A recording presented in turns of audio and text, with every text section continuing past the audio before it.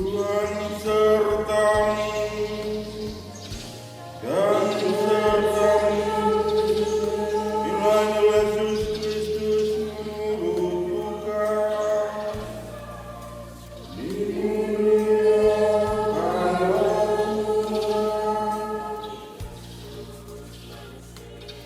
Pada hari Sabat sesudah Yesus dimakamkan, dua orang dari murid-murid Yesus pergi ke sebuah kampung bernama Emmaus yang terletak kira-kira 7 mil jauhnya dari Yerusalem, dan mereka bercakap-cakap tentang segala sesuatu yang telah terjadi. Ketika mereka sedang bercakap-cakap dan bertukar pikiran, datanglah Yesus sendiri mendekati mereka, lalu berjalan bersama-sama dengan mereka. Tetapi ada sesuatu yang menghalangi mata mereka, sehingga mereka tidak dapat mengenali Dia. Yesus berkata kepada mereka, "Apakah yang kamu percakapkan sementara kamu berjalan?" Maka berhentilah mereka dengan muka muram. Seorang dari mereka namanya Kleopas menjawabnya, "Adakah engkau satu-satunya orang asing di Yerusalem yang tidak tahu apa yang terjadi di situ pada hari-hari belakangan ini?"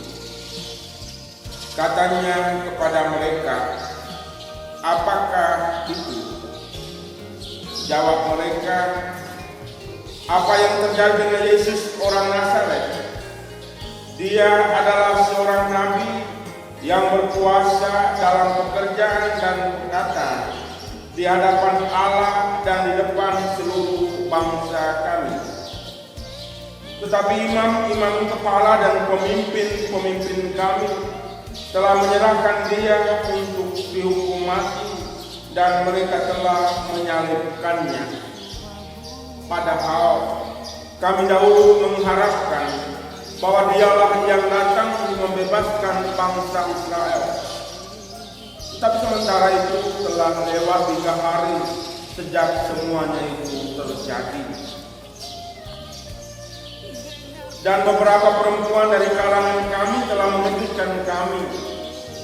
Pagi-pagi buta mereka telah pergi ke kubur dan tidak menemukan mayatnya. Lalu mereka datang dengan berita bahwa telah kelihatan kepada mereka malaikat-malaikat yang mengatakan bahwa Yesus hidup. Dan beberapa teman kami telah pergi ke kubur itu dan mendapati bahwa memang benar yang dikatakan perempuan-perempuan itu, tetapi Yesus sendiri tidak mereka lihat.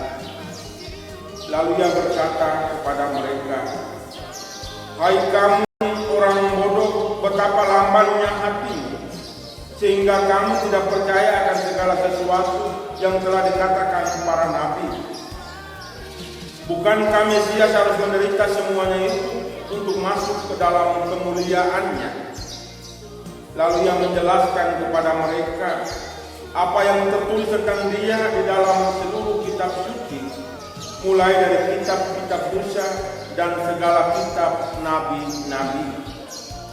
Sementara itu mereka mendekati kampung yang mereka tuju. Ia berbuat seolah-olah hendak meneruskan perjalanannya, tetapi mereka mendesaknya dengan sangat. "Tinggallah bersama-sama dengan kami, sebab hari telah menjelang malam dan matahari hampir terbenam." Lalu masuklah Ia untuk tinggal bersama-sama dengan mereka. Waktu duduk makan dengan mereka, Ia mengambil roti, mengucap berkat, lalu memecah-mecahkan roti itu dan memberikannya kepada mereka. Ketika itu terbukalah mata mereka, dan mereka pun mengenal Dia. Tetapi Ia lenyap dari tengah-tengah mereka. Kata mereka seorang kepada yang lain, "Bukankah hati kita berkobar-kobar ketika Ia berbicara dengan kita di tengah jalan, dan ketika Ia menerangkan kitab suci kepada kita?" Lalu bangunlah mereka dan langsung kembali ke Yerusalem. Di situ mereka mendapati ke-11 murid. Mereka sedang berkumpul bersama teman-teman mereka. Kata mereka kepada kedua murid itu, sungguh Tuhan telah bangkit dan telah menampakkan diri kepada Simon. Lalu kedua murid itu pun menceritakan apa yang terjadi di tengah jalan dan bagaimana mereka mengenal Yesus pada waktu ia memecahkan roti.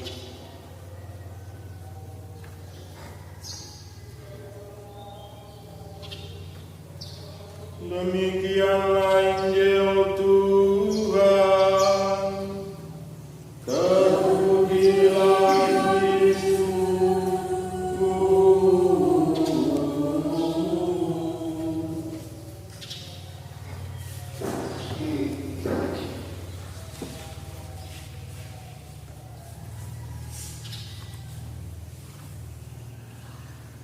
Ibu bapak, saudara-saudari, umat Tuhan yang saya kasih dalam Kristus, baik yang berada di rumah kita masing-masing maupun di mana saja kalian berada, yang mengikuti perayaan Ekaristi, walaupun sekali lagi kita menggunakan media live streaming.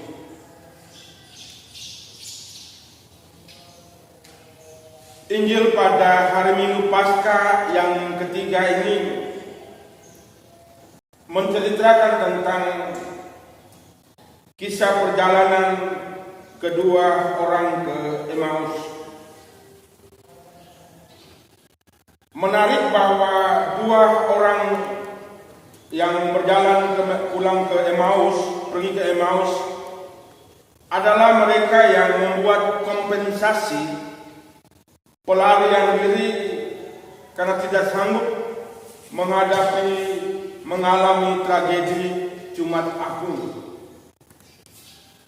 Mereka keluar dari Yerusalem, pergi mencari kenyamanan diri di luar dari Yerusalem. Yerusalem bagi mereka adalah momok, pengalaman pahit. Tinggal di Yerusalem seolah membangkitkan luka baru di atas luka lama. Karena itu mereka kedua murid tadi pergi meninggalkan Yerusalem. Menarik dari cerita ini, karena pengalaman peristiwa salib atau Jumat Agung yang kelabu itu, justru para murid melarikan diri. Ketika dalam pengalaman pelarian diri, karena mereka putus asa, kehilangan harapan, seperti yang diceritakan oleh penginjil Lukas pada pagi ini. Mereka bercakap-cakap tentang tragedi Jumat Agung. Dan persis di tengah situasi percakapan itu, Tuhan hadir menampakkan diri dan berjalan bersama-sama dengan mereka. Bapak Ibu saudara-saudari umat Tuhan yang saya kasih, pengalaman kedua orang murid Emmaus ini atau disposisi batin mereka, hemat saya, sama dengan konteks kehidupan kita saat ini. Kita hidup dalam kecemasan dan ketakutan, kegelisahan karena C-19 yang sampai saat ini belum juga mulai ada tanda-tanda berakhir. Pengalaman seperti ini juga membuat orang frustrasi. Tidak bisa kita menjalankan aktivitas seperti biasa. Seolah-olah kita memikul beban dan tanggung jawab ini kesendirian. Karena kita tidak bisa berbagi cerita tentang duka ini, tentang kegelisahan ini. Kita untuk bisa C19 berlalu cepat dari kita, mesti jaga jarak. Tidak ada ruang kita berkumpul bersama. Tidak ada ruang kita boleh berbagi duka kita, pengalaman-pengalaman ini. Baiklah, sharing kehidupan dan pengalaman para rasul dalam cerita Injil ini. Dari latar belakang cerita ini saya angkat untuk menguatkan dan meneguhkan kita. Pertanyaan untuk kita adalah, apakah betul kita sendiri memikul kegelisahan ini, kecemasan ini, beban ini?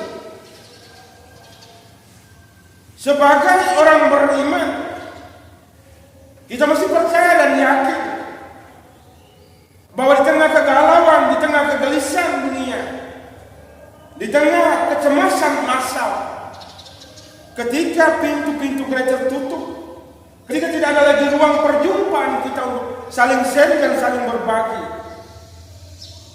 kita masih ingat dan percaya bahwa Tuhan kita adalah Allah yang bangkit, Allah yang hidup. Santo Paulus melukiskan dengan sangat indah, kalau Kristus tidak bangkit, maka sia-sialah iman kita. Itu berarti di tengah situasi seperti ini, Tuhan kita Yesus yang bangkit jaya, Dia selalu menyertai kita. Seperti para murid, Dia berjalan bersama-sama dengan kita. Dia mendengarkan keluh kesah kita. Dia tahu tentang apa yang membuat kita galau saat ini. Dia berjalan bersama-sama dengan kita. Inilah harapan yang mesti kita hidup di tengah situasi dunia seperti ini. Kita mesti percaya dengan keyakinan yang sungguh bahwa Tuhan yang bangkit mulia tidak akan pernah membiarkan kita berjalan sendirian. Tuhan yang bangkit mulia tidak pernah membiarkan kita sendirian. Dia berjalan bersama dengan kita di tengah tragedi kehidupan ini, di tengah wabah yang mencekam dunia saat ini. Dia ada bersama-sama dengan kita. Bahwa Tuhan kita bukan Allah orang-orang mati, melainkan Allah orang-orang hidup. Karena itu kita sebagai orang Kristiani, orang beriman yang baru saja merayakan Paskah, kita membangkitkan harapan Kristiani ini bahwa Allah berjalan bersama-sama dengan kita. Allah membiarkan kita, tidak pernah membiarkan kita. Dia berjalan bersama-sama dengan kita. Dan dalam situasi kesunyian, kesendirian, Tuhan mengajak kita untuk bertemu dengan Dia. Seperti para murid tadi, menarik. Mereka berjalan bersama-sama dengan Dia, lalu Yesus berbuat seolah-olah Dia berjalan lewat ketika mendekat kampung Emmaus. Permintaan para murid ini juga saya angkat untuk menjadi permintaan dan doa kita. Tinggallah bersama kami karena hari hampir menjelang malam. Tinggallah bersama kami karena hari hampir menjelang malam. Ketika dunia mengalami kegelapan, kemalaman karena wabah C19 ini. Ketika kehidupan manusia mengalami kemalaman, kegelapan. Sebagai orang Kristiani kita mengundang, tinggallah bersama dengan kami.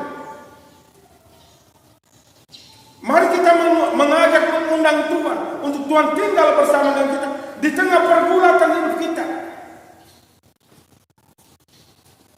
Di tengah situasi-situasi yang membuat kita menjadi tak berdaya.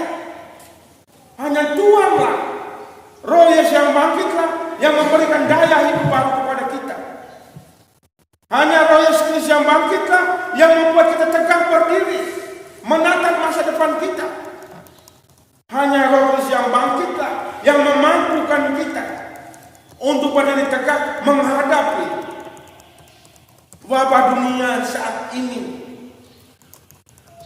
Dan hari-hari ini Tuhan ingin kita lebih dekat dengan Dia. Di mana kita bertemu dengan Tuhan yang bangkit. Tuhan yang bangkit, kita temukan Dia, berjumpa dengan Dia dalam perayaan-perayaan Ekaristi. Ini kekasih kita, ini inti iman kita. Kendati pun badan kita tidak bersuah dalam rumah Tuhan ini, dalam gereja ini, bukan berarti Bapak dan Mama, saudara dan saudari tidak merayakan, tidak. Situasi memaksa kita merayakan Ekaristi jarak jauh melalui media. Sekali lagi, bukan kita tidak merayakan Ekaristi. Ibu dan bapak, saudara dan saudari merayakan Ekaristi, kendati pun melalui media sosial ini. Karena tidak benar kalau bapak mama tidak merayakan Ekaristi. Kita merayakan Ekaristi, kendati pun nanti kita sambut kerinduan. Karena Yesus yang bangkit jaya, Dia ada dalam roh. Saya ajak bapak mama saudara-saudari untuk marilah kita merayakan Ekaristi dari rumah kita masing-masing. Hari ini kesempatan untuk kita duduk tenang di rumah, bukan lalu-lalang di pinggir jalan. Sebagai orang merayakan pesta imannya. Sekali lagi, bukan kita tidak merayakan Ekaristi, melainkan kita merayakan Ekaristi dari rumah kita masing-masing. Kalau orang Katolik yang tidak merayakan Ekaristi, dia tidak benar sebagai orang Katolik. Apalagi lalu-lalang di depan gereja. Tidak benar. Mari kita merayakan Ekaristi dari rumah kita masing-masing. Dan kesempatan ini adalah kita berjumpa dengan Tuhan. Pertama dalam Ekaristi, yang kedua dalam kitab suci. Yesus justru membuka pikiran mereka melalui menjelaskan kitab suci.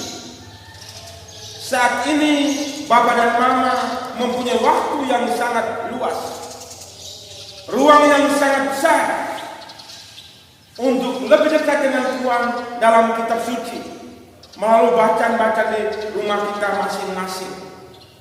Mari Bapak Ibu saudara-saudari, umat Tuhanku yang saya kasih, sekali lagi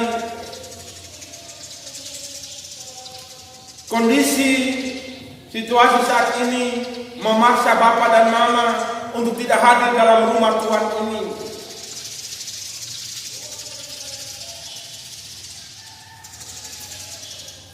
Wabah yang mewabah dunia saat ini membuat kita terpaksa harus dari rumah masing-masing. Sebagai orang Serani, orang-orang Katolik, putra-putri Yesus Kristus,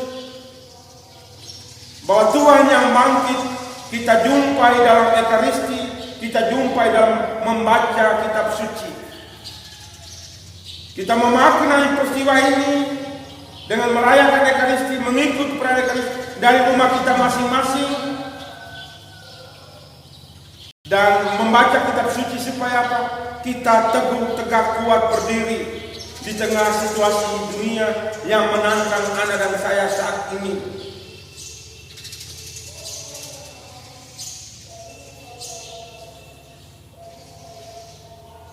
Hanya Tuhanlah yang bangkitlah, yang memampukan kita untuk tetap berharap, tetap tegak, tetap kuat menghadapi situasi dunia saat ini. Dan mari Bapak Mama saudara-saudari, seperti kedua murid Emmaus yang setelah diteguhkan, juga mari kita berdoa seperti kedua murid yang dalam perjalanan ke Emmaus memohon kepada Tuhan, Tuhan datang bermalam di rumah kita masing-masing. Tinggallah bersama kami karena hari telah menjelang malam. Mudah-mudahan Tuhan yang bangkit, Dia tinggal di rumah tangga kehidupan kita masing-masing. Dengan demikian kita tidak pernah akan mengalami kegelapan dalam dunia ini. Agar kita cepat keluar dari kegelapan yang melilit dunia saat ini. kegelapan karena wabah penyakit COVID-19 ini. Sekali lagi, mari kita berdoa, mohon dengan sungguh, tinggallah bersama dengan kami, karena hari telah menjelang malam, supaya Tuhan ada, datang dan tinggal bersama dengan kita, meneguh dan menguatkan kita di tengah situasi kegelapan dunia. Amin.